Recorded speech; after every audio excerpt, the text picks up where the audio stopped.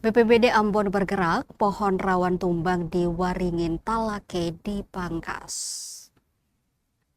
Badan Penanggulangan Bencana Daerah atau BPBD Kota Ambon melakukan pemotongan dan pemangkasan pohon di sejumlah ruas jalan dalam wilayah Kota Ambon.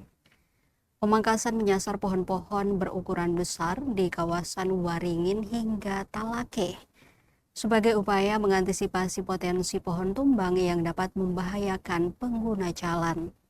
Kegiatan ini melibatkan 21 personel gabungan dari BPBD, Dinas PUPR, dan PU Kota Ambon.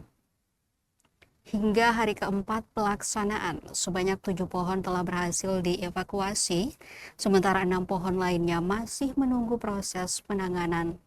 Total terdapat 13 pohon yang menjadi kewenangan BPBD dalam kegiatan ini. Berdasarkan pantauan tribunambon.com, Jumat 8 Mei 2026, sejumlah petugas terlihat melakukan pemotongan pohon menggunakan peralatan khusus guna mempercepat proses pengerjaan. Kepala Bidang Kedaruratan dan Logistik BPBD Kota Ambon, Novita Berhito, menjelaskan bahwa kegiatan ini dilakukan sebagai langkah pencegahan terhadap potensi bencana, khususnya pohon tumbang di area jalan.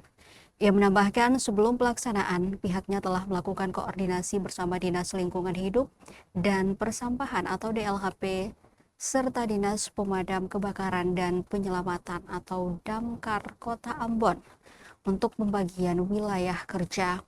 Novita menegaskan kegiatan ini akan terus dilanjutkan hingga seluruh titik rawan selesai ditangani. Ia juga mengajak masyarakat untuk turut berperan dalam upaya pencegahan bencana dengan menjaga lingkungan, termasuk menata pohon yang berpotensi membahayakan. Selain itu, masyarakat juga diimbau untuk rutin membersihkan saluran air dari sampah dan endapan lumpur guna mencegah genangan air dan banjir.